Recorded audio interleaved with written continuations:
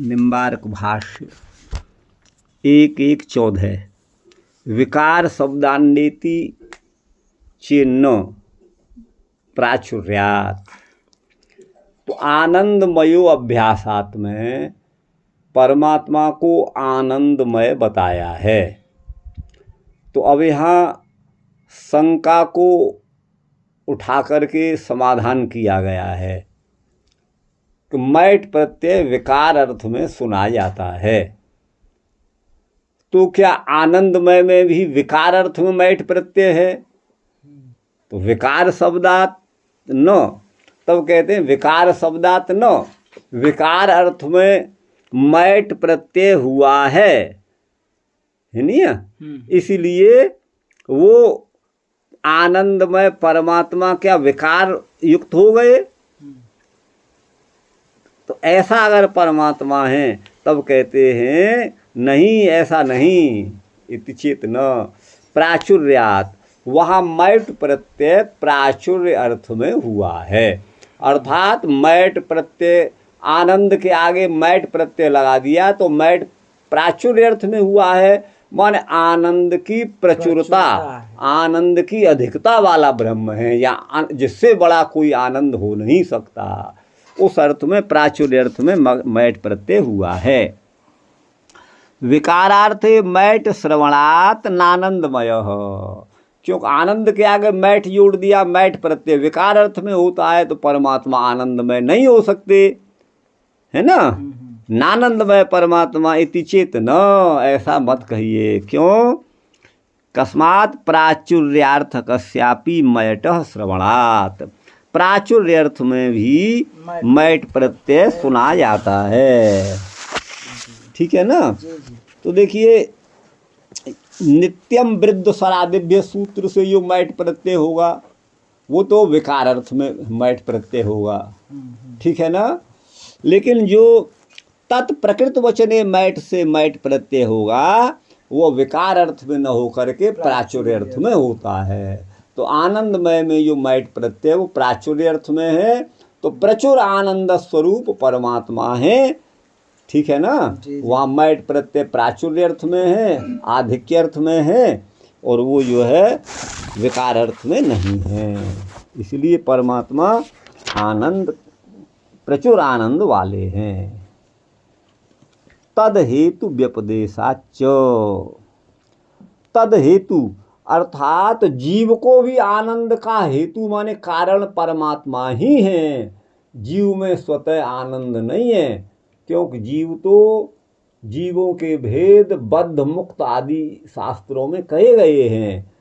तो स्वरूपतया जीव जो है वो चिदंश होते हुए, ज्ञान स्वरूप होते हुए भी वह जो है माया के संपर्क के कारण, अविद्या से परिस्वक्त होने के कारण उसका आनंद मैं उस जीव को नहीं कहा जा सकता।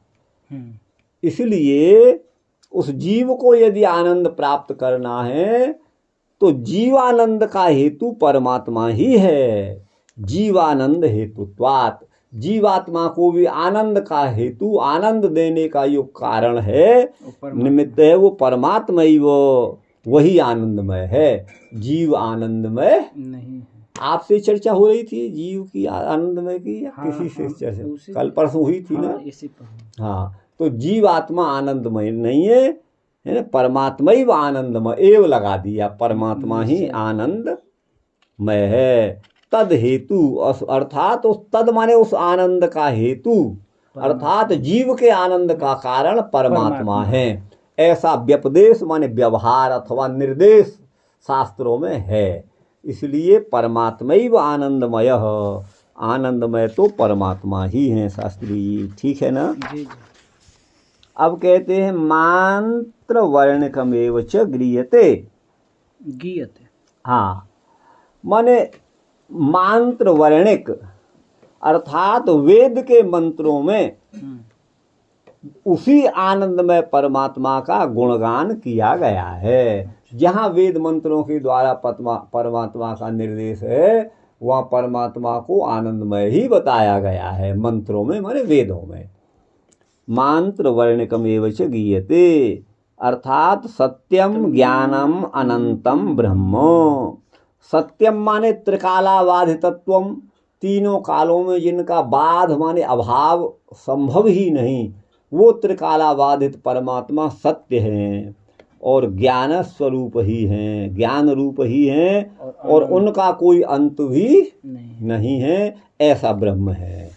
ये मंत्रोक्त जो है, मंत्र वर्णिक को ही मंत्रोक्त कहा गया है। जो मंत्रों में कहा गया परमात्मा है, तद असाधारण धर्माणाम, परमात्मा के जो अच्छा मैं यहाँ आ गया, हाँ, मंत्र वर्णिकम तदेव आनंदमय शब्देन गीयते, जिनको मंत्रों में गाया गया है वही परमात्मा आनंदमय शब्द से गाया जाता है, कहा जाता है, उसी परमात्मा का बोध होता है। तो बोले क्या जीव को आनंदमय नहीं माना जा सकता? जीव तो ब्रह्म ही है, जीवो ब्रह्म ही बना पर ऐसा कहते, अहम ब्रह्मास्मि तत्त्वमसि, ये वेदांत वाक्य यही तो कहते हैं। तो उसका खंडन करते हुए कहते हैं नेतरो अनुपपत्ते इतर न आनंदमयस्तु केवलम परमात्मा एवं विद्यते जीवस्तु नानंदमय। जीव आनंदमय न, यदि जीवे आनंद दृश्यते तर्हि तदानंद परमात्मन कारणादेव समायाति आनंद जीवे, स्वतः जीव आनंदमय नास्ति। अतएव समुक्तम भगवता व्यासेन बादरायणेन न इतरः। इतरः माने परमात्मा न भिन्न, परमात्मा से भिन्न, यहाँ भी भेद है जीवात्मा परमात्मा का। इतरः न क्या नहीं, आनंद की अनुवृत्ति, आनंद उसी से आ रही है, आनंदमय अभ्यास से आ रही है, उसी की अनुवृत्ति आ रही है। अर्थात जीव परमात्मा से भिन्न जो इतर माने जीव है वो आनंदमय नहीं है। न इतरः क्यों? अनुपपत्ते, अर्थात वो युक्ति संगत नहीं है, शास्त्रों में उसका वर्णन नहीं है और वो जीव की आनंदमयता सिद्ध भी नहीं होती, उसकी अनुपपत्ति है, उसकी उपपत्ति नहीं है, सिद्धि नहीं है, इसलिए जीवात्मा को आनंदमय नहीं माना जा सकता।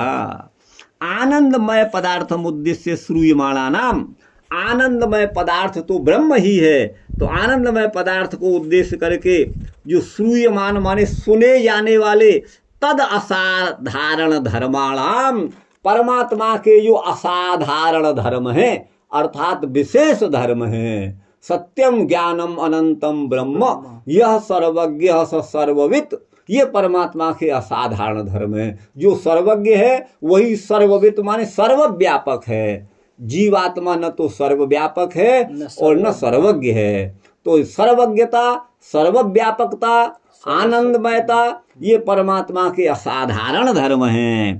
तद इतरस्मिन् अनुपपत्ते, परमात्मा से इतर जो जीव है उसमें उनकी सिद्धि नहीं होती, इसलिए इतरो जीव, परमात्मा से इतर जो जीव है वो नानंदमय पदार्थ, आनंदमय पदार्थ नहीं है। शास्त्री जी ठीक आ रहा है समझ में?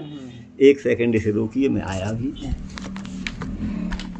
व्यपदेशाच, तो देखिए जीवो ब्रह्मैव नापर इत्थम ये वदन्ति शंकर मतानुयायेन भगवन्तं शंकराचार्यम अनुसृत्य ये संन्यासिन वर्तन्ते अद्यत्वे, ये विद्वांसवा वर्तन्ते ते सर्वे निगदन्ति यत् जीवः ब्रह्म एव, है ना, अन्यः न, तस्य खंडनम इदम सूत्रम कुरुते भेदव्यपदेशाच्च। उभयो जीवात्म परमात्मनो उभयोरपि भेदः, भेदस्य व्यपदेशः उभयो वर्तते शास्त्रेषु वेदेषु भेदव्यपदेशात् जीवो ब्रह्म न, ब्रह्म जीवः न, ब्रह्म तो जीव नहीं है और जीव ब्रह्म नहीं है, क्योंकि उन दोनों के भेद का व्यपदेश है। व्यपदेश माने व्यवहार है। अच्छा, मतलब ये जीव और परमात्मा के भेद है। जीव और परमात्मा के भेद को शास्त्रों में, मंत्रों में, वेदों में बताया गया है। व्यपदेश माने कथन। च से वही लेंगे कि आनंदमय तो हाँ, परमात्मा है लेकिन इसमें भेद है। हाँ हाँ हाँ, वो आनंदमय परमात्मा है, च से यहाँ पर लेंगे।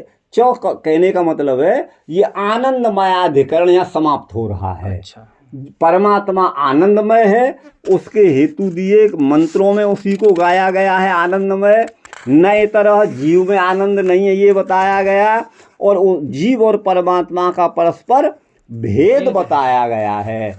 जीव लब्धा है, परमात्मा लब्धव्य है। परमात्मा प्राप्य है, जीव प्रापक है। परमात्मा आनंद स्वरूप है, जीव आनंद स्वरूप नहीं है। तो इनका भेद का व्यवहार होने से जीव आनंदमय नहीं है। तो यहाँ पे शंकराचार्य जी क्या कहते हैं इस सूत्र पर? यही कहेंगे और क्या कहेंगे, उन दोनों में भेद है। तो फिर- जीवात्मा परमात्मा अभी ले आऊंगा, आपको दिखा दूंगा अभी। तो जो भेद मानते हैं तो फिर क्यों नहीं मानते हैं लोग भेद? यही तो सबसे बड़ा आश्चर्य है। अभी आप देखिए, ये श्रीधराचार्य भी वही शंकर भगवान के मतानुयायी हैं, ये भी श्रीधराचार्य स्वामी भी, लेकिन वो भी कह रहे हैं प्रकृति से संसार बना है। जगह जगह पर अब तक 10 जगह आ गया होगा, आपने पढ़ा होगा। ये जगत प्राकृत है, प्रकृति के गुणों से बनाया हुआ है, माया गुण, यही तो आप पढ़ते आ रहे हैं। कोई कोई तो कहता है सिद्धर स्वामी गौड़ीय हैं। अब वो कहते होंगे, वस्तुतः ये अद्वैतवादी हैं, वो गौड़ीय नहीं है। क्योंकि वो उन्होंने जो प्रतिज्ञा की है, पहले ही उन्होंने ये प्रतिज्ञा की है, संप्रदायानुरोधेन पौर्वापर्यानुसारतः, समझ गए ना। मैं अपने संप्रदाय के अनुरोध के अनुसार पूर्व और अपर का, पूर्व से अंत तक ये सब विचार करके अपनी संप्रदाय के अनुसार मैं इस व्याख्या को, भावदीपिका को मैं प्रस्तुत कर रहा हूँ, ये उन्होंने कहा है। तो वहाँ संप्रदाय का चश्मा उतार के नहीं लिखा है उन्होंने, ये आप पढ़ लीजिए वहीं पर, शुरू में ही संप्रदाय अनुरोधेन वहाँ पर है। तो भेद व्यपदेशाच रसम ये वायम लब्ध्वा आनंदी भवती, अयम माने यह जीवात्मा, ही माने निश्चय ही, रसम लब्ध्वा, रसस्वरूप परमात्मा को, रस माने आनंद स्वरूप परमात्मा को, लब्ध्वा माने प्राप्त करके ही आनंदी भवती, आनंदित होता है। इसमें स्वतः आनंद नहीं है, परमात्मा से पृथक अवस्था में इसमें आनंद नहीं है। ये तो रस स्वरूप माने आनंद स्वरूप परमात्मा को प्राप्त करके ही यदा यदा जीव सम यम नियम आदि माने योग कई उपाय ही परमात्मानं लभते तदा सह जीवात्मा दुख ग्रामात् विमुच्यते। तो तम रसस्वरूपम आनंद स्वरूपम परमात्मानं प्राप्यैव जीवात्मा आनंदमय भवति, स्वतः जीवात्मा आनंदमय नास्ति। तो वही यहाँ भाव है इस वाक्य से, लब्ध्री लब्धयोर भेद व्यपदेशात। लब्ध्री माने प्रापक और लब्धव्य माने प्राप्य, जिसको प्राप्त किया जाता है। तो लब्धा तो जीवात्मा है, लब्धव्य परमात्मा है। इन दोनों में भेद का व्यपदेश है। यहाँ व्यपदेश पद की अनुवृत्ति, व्यपदेश इसी में दिया हुआ है। तो आनंद पद की अनुवृत्ति वहां से यहाँ तक आ रही है, अब आगे नहीं आएगी क्योंकि च दे दिया इन्होंने। च माने और यह भी, और भेद के कारण भी जीवात्मा आनंदमय नहीं है।